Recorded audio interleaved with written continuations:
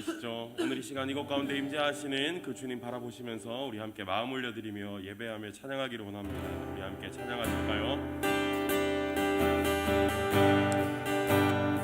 내 모든 것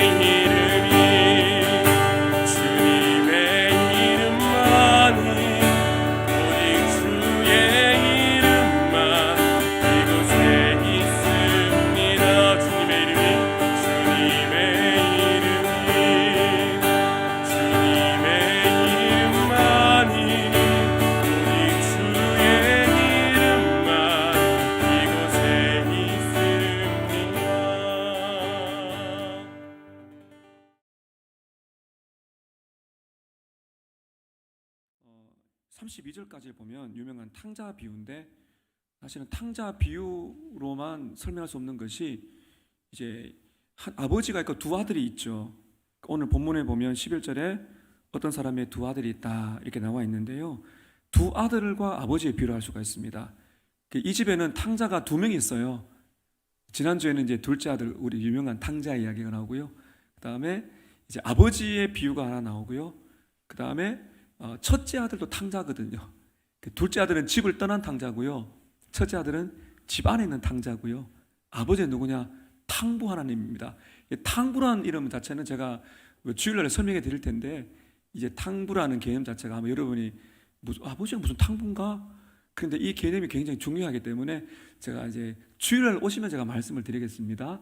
네, 자 그러면 오늘 우리 본문을 11절부터 20절 앞까지 20절까지 우리 한 절씩 교독하면서 가능한 좀 빨리 읽도록 하겠습니다. 15장 11절에 또 이르시되 어떤 사람에게 두 아들이 있는데 그 둘째가 아버지에게 말하되 아버지여 재산 중에서 내게 돌아올 분깃을 내게 주소서 하는지라. 아버지가 그 살림을 각각 나누어 주었더니 그 후 며칠이 안 되어 둘째 아들이 재물을 다 모아가지고 먼 나라에 가서 거기서 허랑방탕하여 그 재산을 낭비하더니 다 없앤 후 그 나라에 크게 흉년이 들어 그가 비로소 궁핍한지라. 가서 그 나라 백성 중 한 사람에게 부조 사니 그가 그를 들러 보내어 돼지를 치게 하였는데 그가 돼지 먹는 쥐엄 열매로 배를 채우고자 하되 주는 자가 없는지라. 이에 스스로 돌이켜 이르되 내 아버지에게는 양식이 풍족한 품꾼이 얼마나 많은가. 나는 여기서 주려 죽는구나. 내가 일어나 아버지께 가서 이르기를 아버지 내가 하늘과 아버지께 죄를 지었사오니 지금부터는 아버지의 아들이라 일컬음을 감당하지 못하겠나이다. 나를 품꾼의 하나로 보소서 하리라 하고 이에 일어나 아버지께로 돌아가니라. 아직도 거리가 먼데 아버지가 그를 보고 측은히 여겨 달려가 목을 안고 입을 맞추니라. 이 말씀 하나님의 말씀입니다. 오늘 본문에 보면 크게 두 가지가 나오는데요, 하나는 하나님을 떠난 인생이고 둘째는 하나님께로 돌아오는 죄인의 모습을 말해주고 있습니다. 하나님을 떠난 인생, 죄인의 모습이 네 가지, 그리고 죄인이 하나님께로 돌아오는 방법, 회개의 네 가지, 이렇게 네 가지를 나오겠는데요, 하나님을 떠난 인생의 모습, 첫 번째는 자유를 찾는 인생입니다. 어떤 의미에서 그렇습니까? 12절에 보면 둘째 아들이 아버지에게 뭘 요구하나요? 나에게 자기 걸 찾죠. 유산을 찾습니다. 유산이란 이 분깃이라는 뜻에 보면은 생명이라는 뜻이 있다 그랬지 않습니까?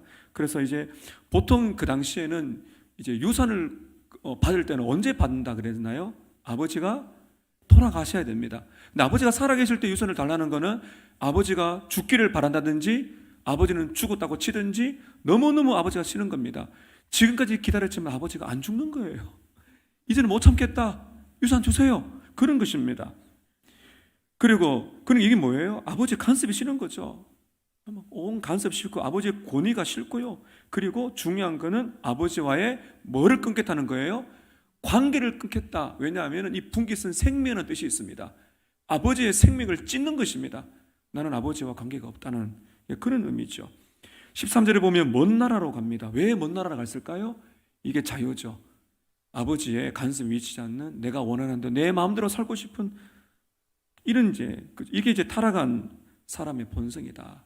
나를 찾고 싶다. 아버지를 떠나서 아버지를 따라 나를 찾는 길은 망하는 길인데요, 이게 이제 인생의 주인이신 창조주 하나님을 무시하고 자기가 인생의 주인 되어 살아가는 헛된 자기 중심성이다, 이렇게 말씀드렸고요.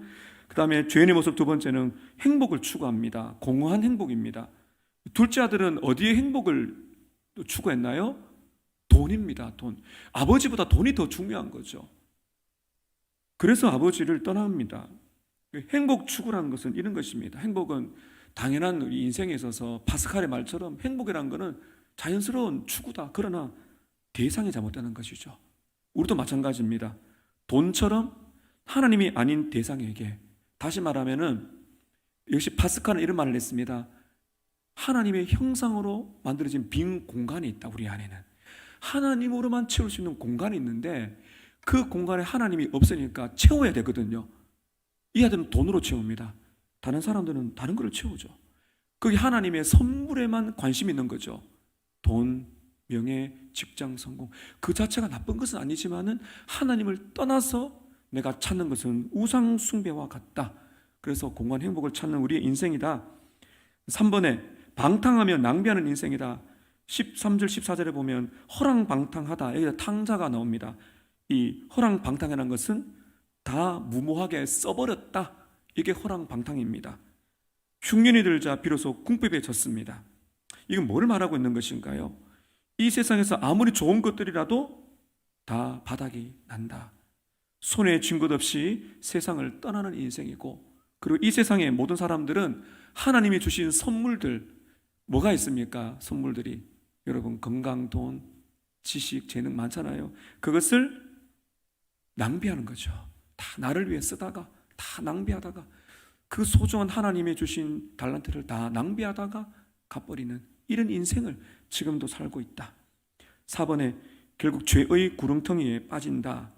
그 15절에 보면 이제 이 사람이 빈털터리가 되고 흉년이 닥치니까 직업을 구해야 되는데 아직도 망가진 인생을 자기가 고쳐보겠다고 몸부림을 치는데 어디까지 갑니까?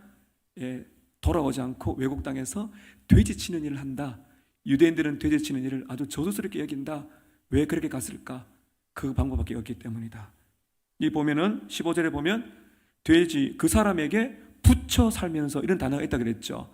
그래서 우리의 원래 인생은 누구와 붙어 사는 인생이에요? 하나님과 붙어 살아야 되는데 하나님과 떨어져 버리면은 다른 것에 붙어 있는다. 그게 죄라는 겁니다. 욕망들. 그래서 내가 어디에 붙어 있는가? 하나님이냐? 다른 거냐? 욕망이냐? 그 다음에 배를 채우려고 돼지가 먹는 쥐 열매를 먹으려는데 주는 사람 없다. 그러니까 우리는 채우려고 하는 인생이구나. 영혼에 허기가 있는데 이 허기를 세상의 것들로 하나님 없는 것으로 채우려고 한다. 이거를 뭐라 말한가 하면 영적인 방랑자다. 떠돌이 인생을 사는 겁니다. 사람들이 하나님을 찾으면 되는데 끝까지 자기 인생을 자기가 고치려고 돼지 우리에 살다가 영원히 죄의 구렁텅이에 빠져서 그 모든 오물을 뒤집어 쓰고 있는 모습이 죄의 진흙덩이고요. 영원한 돼지 우리가 어딘가?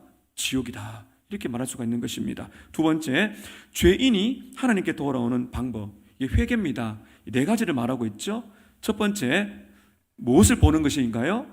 나의 진짜 모습을 보는 것입니다. 17절에 보면 스스로 돌이켜 이르되, 이게 영어로 보면 I came to myself 이렇게 나와 있습니다. 이게 뭡니까? 정신을 차렸다. 내 모습을, 지금 내 상황을 정확하게 보았다 이 말이죠. 무슨 말입니까? 나는 원래 어떤 사람이었다는 거예요? 지금 이러고 있는 인생이 아니고 나는 아버지의 집에서 있는 존귀한 아들이었는데 지금은 노예 인생으로 빠졌다. 내가 지금 왜 이러고 있지? 이런 거지 않습니까? 정신 차렸다는 거죠. 나는 원래 여기 있는 존재가 아닌데 돼지우리에서 지금 이런 인생이 아니다. 이게 회개의 첫 번째 모습이죠. 하나님 은혜를 주시면요, 내가 누군가를 깨닫습니다. 나는 죄와 더불어 사는 존재가 아니고 나는 하나님이 창조물이고 하나님 내 인생의 주인이고 나는 하나님을 영화롭고 하나님을 주인으로 모시고 하나님을 사랑하고 기뻐하며 사는 것이 나의 인생의 본분인데 나는 지금 죄의 노예가 되었구나. 요거를 깨닫는 것이죠. 두 번째, 죄를 고백하는 것입니다. 18절에 보면 하늘과 아버지께 죄를 지었습니다. 그렇죠. 죄를 깨닫는 것입니다. 제가 뭐라 그랬어요? 죄는 항상 관계성입니다. 하나님보다도 다른 것에 더 가치를 두고 하나님보다도 다른 것을 더 집착하고 하나님보다도 다른 것을 더 사랑하고 궁극적으로는 하나님의 자리에 내가 올라가 있는 것, 그게 죄라는 것이죠. 내가 죄인이구나. 이걸 깨닫는 것이고, 3번, 겸손하게 하나님의 은혜만을 구합니다. 19절에 이렇게 나와 있죠. 아버지의 아들이라 불리는 것을 일컬음을 감당하지 못하겠습니다. 아버지께로 가고 싶은데 뭐라 그래요? 이 아들이 아들이라고 불릴 만큼 자격도 없는 사람입니다. 이렇게 말하고 있는 것이죠. 우리는 하나님의 사랑과 은혜를 받을 자격이 없는 죄인입니다. 하나님 앞에서 권리를 주장할 수 없죠. 하나님 사랑 주세요. 그 권리를 주장할 수도 없고 하나님 앞에 나왔을 때 자랑할 만한 아무런 것이 없어요. 아무리 내가 선행을 한다 할지라도 그건 다 돼지우리에서 나오는 것밖에 안 됩니다. 아무리 선행을 많이 하고 공덕을 쌓아도 그것으로는 하나님 앞에 나갈 수가 없다는 것이죠. 그래서 하나님께 나아가는 자는 뭐를 들고 간다고요? 빈손 들고 나아가는 거죠. 하나님의 아들이라고 부를 만한 자격도 없습니다. 저를 그냥 받아주실 수 있겠습니까? 예수님이 날 위해 십자가 죽으셨다 그러는데 그 사랑을 받을 만한 자격도 없습니다. 빈손 들고 앞에 가 십자가를 붙들어. 마지막에 죄의 길에서 떠나는 것이 회개죠.